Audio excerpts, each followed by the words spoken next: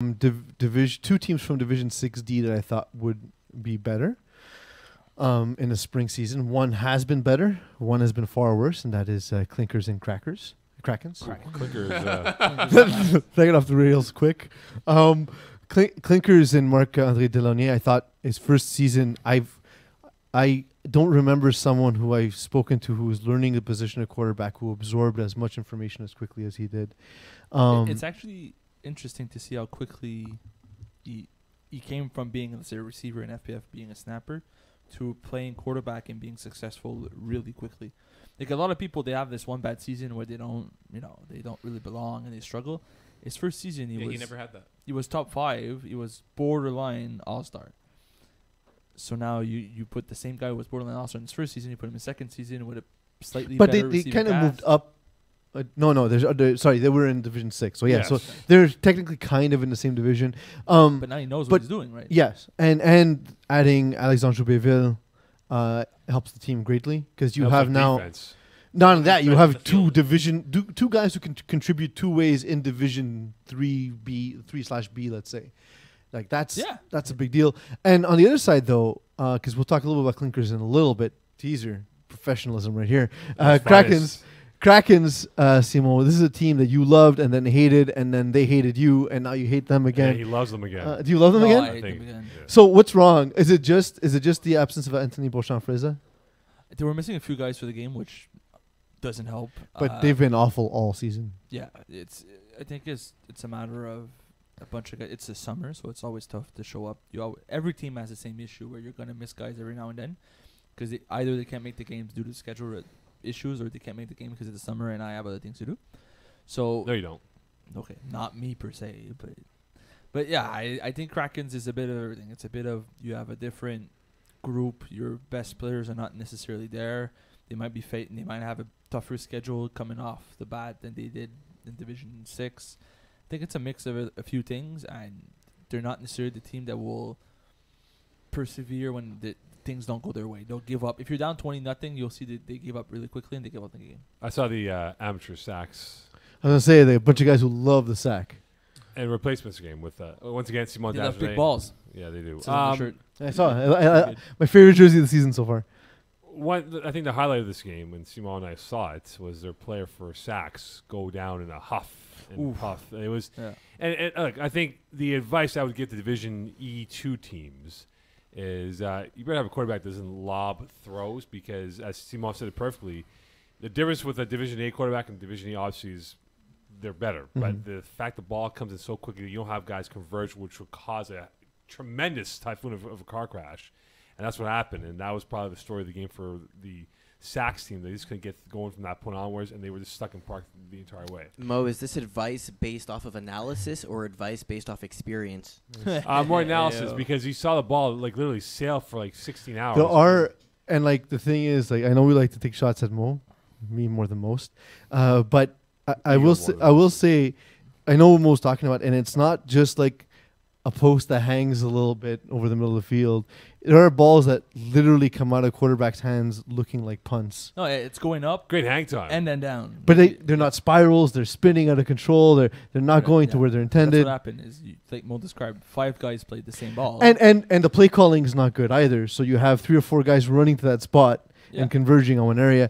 Frank Teoli Colatrella. Simon's favorite boy, BFF. He had written to me in the off season, in which I didn't answer the email because I was like on vacation. Yes. But then we had a conversation once the season started. I was like, "Yo, dude, I just saw your email. Super sorry." And it was just about some play calling and stuff. And it seems like he just, again, quickly learning the game and understanding.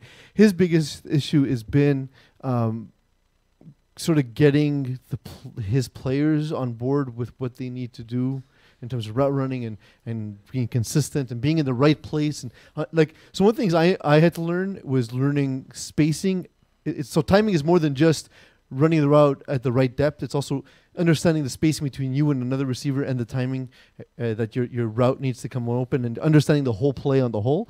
And I feel like the guys from replacements, all of them just sort of do what they want to do, and all of them want the ball at once. I think they had a bit of that underneath stuff working well for them. I thought they used their guys very well to get the first downs, but the thing is, this is a team that lacks a true burner, so to speak. Here, they like to go with the deep ball, but they don't have a guy that can stretch and blow off the top of the defense. And No, but he doesn't. He also doesn't have the best of arms to throw these balls. He's better off using those underneath patterns that work better for them. We've seen it. They were successful when they went underneath, and then he started running a little bit. Then he bought sometimes in the pocket, and then he got a few runs on key downs. That's what moved for them. Every time he went deep, he got intercepted. Here's a great poll question for you. So Jashawn Thomas, who plays for them, snapper. Okay, so he has the headband, the cleats look crisp, the sleeves, the Under Armour pants, the shorts, the headband, the whole nine. Okay. The poll question should be: do you get intimidated when you see someone come onto the field looking like he's an all-pro NFL player, like a '90s tennis pro? No, look good, feel good, like a '90s tennis pro from a good. movie with Paul Reiser. Yeah, exactly. No.